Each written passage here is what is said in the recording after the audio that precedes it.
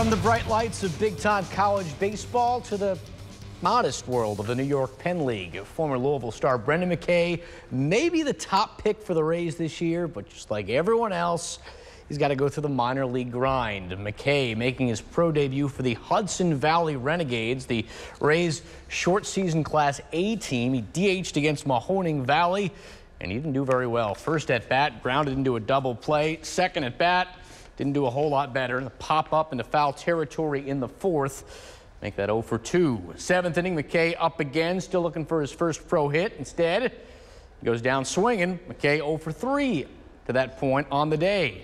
Eighth inning, McKay one more time representing the tying run, hoping to do damage. Instead, he strikes out again. McKay 0 for 4 in his debut with 2 strikeouts. His team would lose the game 5-2. I think he's going to be okay. In AAA action, the Bats opened a split a 4-game series with the Indians. They picked up a win yesterday after getting shut out in the series' first 2 games. Back to Indianapolis for what turned out to be a real back-and-forth day. Bats already leading 1-0 in the second. They added their lead here. Anthony Blandino hitting it where they ain't. 2 runs come in on what turned out to be a triple. Louisville at one point up in this game 4-2.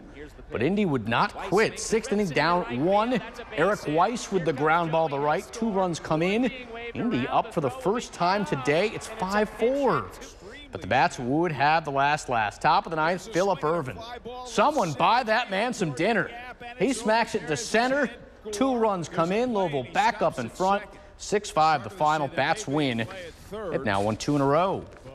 In the majors, the Cincinnati Reds slow to get going following the All-Star break. 2 games against the Nationals, 2 losses to the Nationals. Things didn't get much better today at the Great American Ballpark, where Homer Bailey was pretty much dominated from the start. First inning, no score, Daniel Murphy getting things started. It's a 2-run blast. That made it 2-0, but Murph was by no means done. 5th inning, 4-2 Nats. Murphy at it again, this time a 3-run shot. That made it 7-2. Bailey didn't last much longer after that. Just 4 innings of work, gave up 8 runs on 8 hits. Reds made a couple of changes on the mound, but it really didn't matter. 7th inning, Anthony Rendon coming off that 2-home-run day yesterday. Here's another today. Reds drop it 14-4. Afterwards, Brian Price not making any excuses.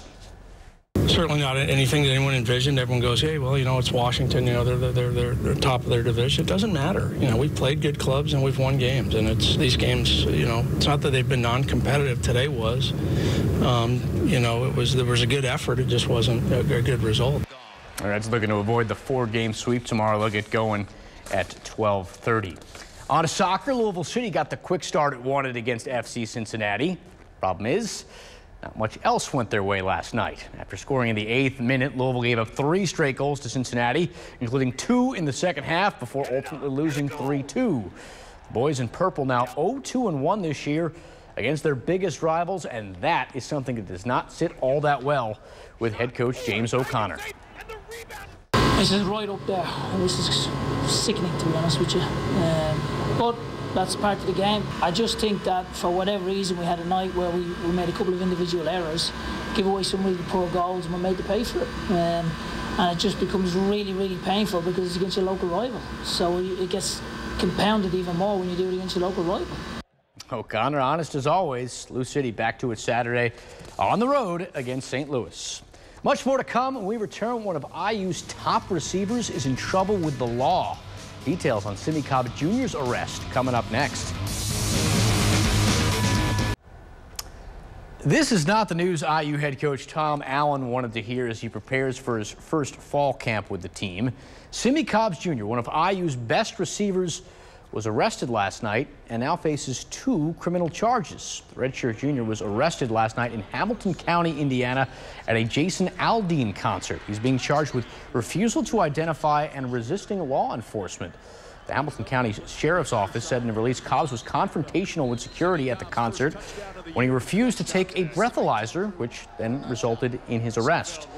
Earlier today, IU issued a press release saying they were aware of the charges and we're still gathering information on the arrest. Switching it up to basketball, and some good news for the school. IU head coach Archie Miller got his first pledge from the 2018 class, and Miller may not have to wait that long to get him in the lineup. Minnesota 4-star power forward Race Thompson committed to the Hoosiers today. Scout.com reports the 6'7" big man will reclassify to the class of 2017 and be available to play this year. Thompson was the 17th best power forward from the class of 2018, according to Scout. Just the other day, I was making a joke about Roger Federer being old. Then I realized the guy's only 35. That's a year older than me. I've still got a lot left. And for that matter, so does Federer, who was trying to win at Wimbledon for a record 8th time, taking on Marin Cilic. The Croatian had a blister on his foot, and Federer showed no mercy. Nice rally in the first set. Cilic thought he had him. Federer said, no way. Federer won the first set 6-3. Second set, that pain really starting to get to Cilic. That blister was hurting, but he would play on. This one was not in doubt. Match point, Federer putting it away for good with the ace. 6-3, 6-1, 6-4 at 35. Federer becomes the oldest men's winner at Wimbledon in the modern era. Afterwards, he compared his latest victory in the event to his first 14 years ago. It's hard to grasp, actually, that what I just achieved today, creating history here at Wimbledon, being the first male player to win 8 times here at Wimbledon. This club means so much to me. That's probably why I started to play the game. 19 majors now for Federer. That, too, is a record. Finally, NASCAR, fresh off their week here in Kentucky. The gang traveled east to New Hampshire Motor Speedway for today's Overton 301. Martin Truex Jr. hoping to make it 2 wins in a row after winning at Kentucky Speedway. Led for most of the race, then ran into some problems with 83 laps left with the sparks there coming out of his car.